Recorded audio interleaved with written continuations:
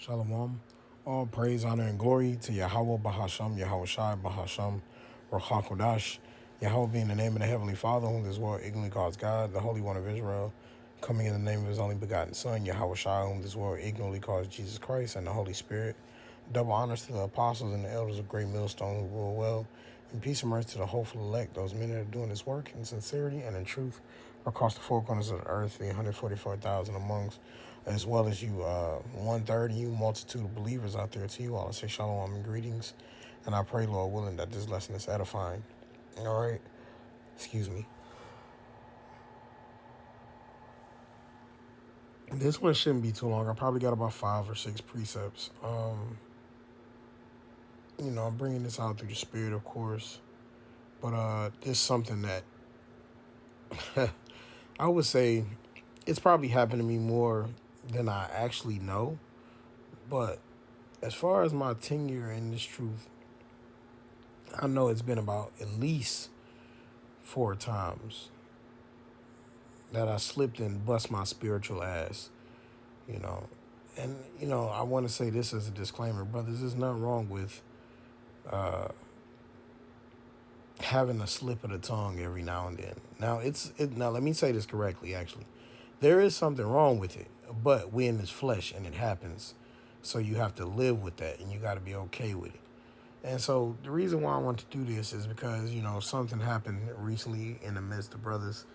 And I said something really out of assistance. Sometimes when brothers have questions and things like that, I like being able to assist, especially when things go unanswered. I like to help brothers. I like helping research and I help getting to the bottom of it, But there's a lesson in all of that. You got to know when to speak and when not to speak, right? Ecclesiastes 3 speaks about that. A time to speak and a time to keep silence. So, as we still growing, we learning more and more when to do that, right? And, just like, and this is not the same topic necessarily, but just like Elder Apostle Hart did a lesson today, like, basically like using wisdom when the JEW's walking down the street, just leave them alone. Don't say nothing to them. If they speak to us, that's one thing, but they just going about their day, we ain't got to be trying to get on their ass. We can just let them go on up the street, because they trying to find any reason to come against us. All right, but let me go ahead and get these scriptures. This is Ecclesiastes 19:16. Let me see, did I do the long one? Yeah, I see. It says, "There is one that slippeth in his speech, but not from his heart. And who is he that hath not offended with his tongue?" You see that? There's one that slips in your speech. And so this can go into verbal speaking, or even sometimes you're texting and saying something and you may have been incorrect. But it's not from your heart. It's not from your mind. It's not from your spirit. You made an error. The flesh makes mistakes. It's breakdowns that we used to go over, that we used to know like the back of our hand. You go over them some years later, you've forgotten, you don't know it anymore, or it's just not coming to you immediately. It says, "And who is he that is not offended with tongue?" Right? Every man has said some things that they aren't supposed to say before, right? But at the end of the day, you got to realize that this is a slip from your tongue and not from your intent. They're not from the part trying to be mischievous or misguiding. And that's the problem with, I think, a lot of the world is, right? These people, when you got these pastors and things like that, they will intentionally try to deceive their flock, right? But when it comes to us, through the Spirit and power of Yahweh Shem Shah, the Lord has used the apostles and elders of Great Millstone to help us put in the spirit of researching, knowing things. Sometimes even your researches go bad. I'm going to keep it real. You think you learning something, but then another brother, he might have thought he was in the spirit and he might have gotten something wrong, which could lead to you getting something wrong. But that's why a lot of things got to be fine-tuned, right? We tell ourselves we got the 100%. We say we got the 100% truth, which is true, right? Right? Just because you slip from your speech, it does not mean you still not right.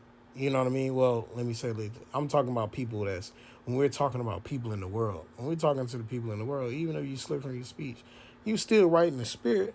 But when it's amongst brothers, you try to say, You know, you ask, forgive me, brothers. You know, or you correct it. Hey, the water for the education. Thank you for the edification. You know, and you move on. You know what I'm saying? But it says, admonish thy neighbor before thou threaten him, and not being angry, give place to the law of the Most High, right? You got to give place to the law of the Most High.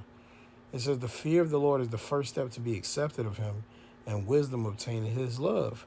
The knowledge of the commandments of the Lord is the doctrine of life, and they that do things that please him shall receive the fruit of the trees of immortality, right? So that's what we're trying to get from Yahweh Shem Shai, the fruit of the tree of immortality. We want to have the doctrine of life always on us. That's what separates us from the rest of the world.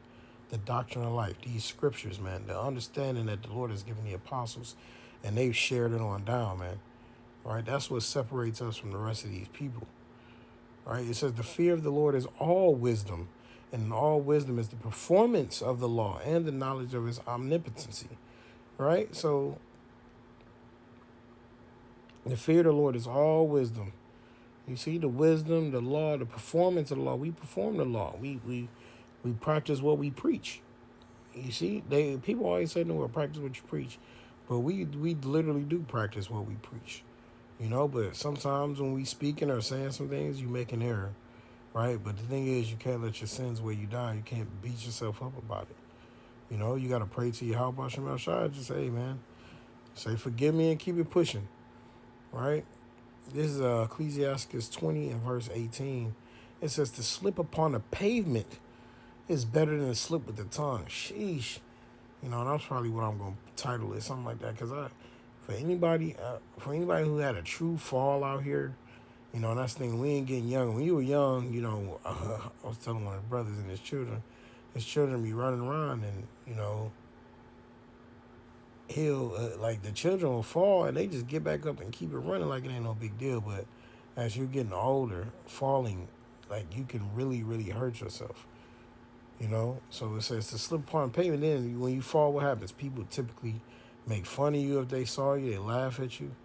They tell other people. You know, it's all bad. But at the end of the day, we not like that when it comes to this truth. You make an error, you ask for forgiveness, you fix it up, and you keep moving forward. But to slip upon pavement is better than to slip with the tongue. It's like, damn, like you feel that hurt when you say something wrong that's incorrect. You're like, damn, why did I say that? Where did that come from? You know what I'm saying? It says, so the fall of the wicked shall come speedily, and that's what's gonna happen. The fall of the wicked gonna come speedily. You know? So yeah, we might be making our fleshly mistakes, you know, but hey, we ain't sinning against Yahweh Shem Shai. You know? We're praying, we're in a sense of a space of forgiveness right now, where the Lord is going to have mercy on us. Like, you know, we're doing our best to serve him. It says, and a unseasonable tale will always be in the mouth of the unwise. A wise sentence shall be rejected when it come out of a fool's mouth, for he will not speak it in due season. You know, see, that's the thing. A dude in the world, he just going to say whatever you want to say. You know, do whatever you want to do. But we do try to walk in wisdom and try to make that the commonplace for things. Now, you understand we in Babylon, and, you know, you got hell going on, but at the end of the day, wisdom is always what's on our forefront of our minds. Okay? Let's see here. Maybe I should jump around a little bit for that one. What did I have? Okay, I can come back to that. This is Ecclesiastes 25 and 7. It says, there be 9 things which I have judged in mine heart to be happy, and the 10th I will utter with my tongue. A man that hath joy of his children, and he that liveth to see the fall of his enemy. And we're going to live to see the fall of Esau, Edom, point blank, period. Lord willing, we be at that number. It says, well is him that dwelleth with a wife of understanding, and that had not slipped with his tongue, and that had not served a man more unworthy than himself. You see? Well is him that hath found prudence, and he that speaketh in the ears of them that will hear. Oh, how great is he that findeth wisdom, yet is there none above him that feareth the Lord. So you got to understand, it says, he that hath not slipped with his tongue, right? Well is him. If you haven't slipped with your tongue, man, it's like, that's a great feeling. You've been on point this whole time, and you never made an error. Hey, brother, it's a good feeling. I'm telling you, I've been in that position a couple of times of slipping on that pavement, you know, and you ain't when you slip, it feels like you falling on your face in Babylon. You know, it ain't no regular like, oh, I'll be back. And you feel like you done hit the ground hard, man. Right? It ain't even be a laughing matter. When people get older and you see them fall, you just know it ain't no laughing matter. Like things are changing. Okay. Let me see here. I had a couple more. This is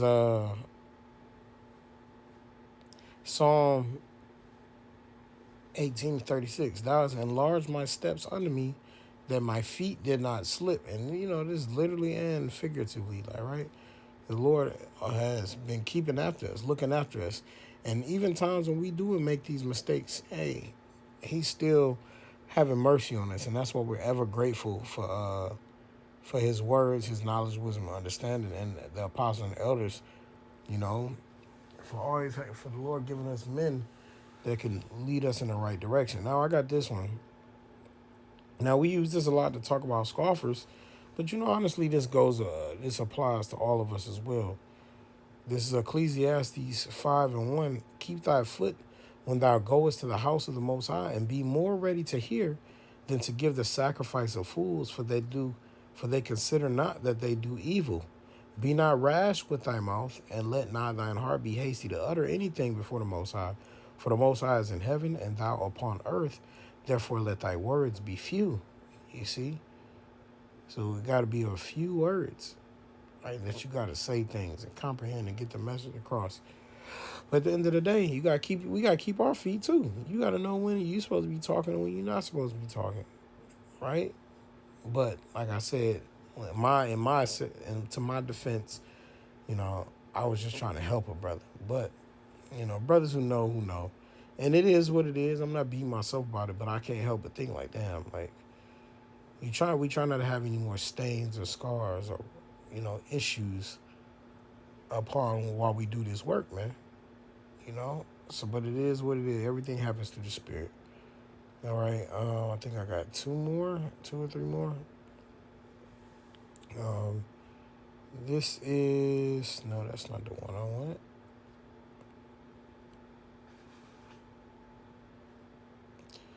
Oh, right. That's what Ecclesiasticus 27:29.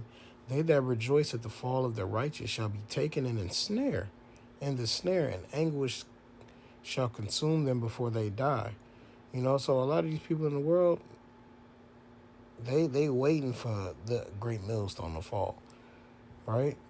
But those people gonna be taken in the evil snare, man.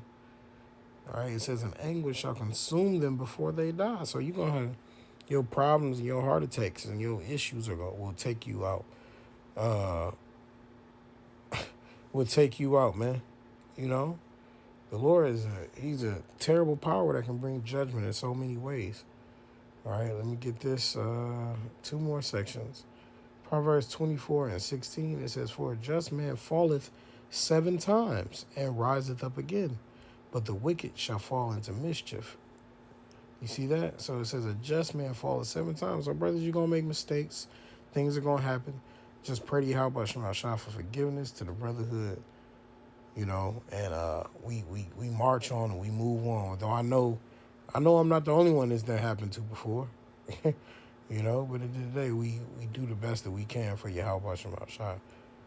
For a just man falleth 7 times, and that 7 goes into completion. So, you know, now you can't just be no bug out demon and just expecting to apply Matthew 18 and, you know, thinking like, oh, I can just come back and say what I want and live the life that I want. Nah, you have given up your life, your soul for Yahweh Shema Shai when you come into this thing, man.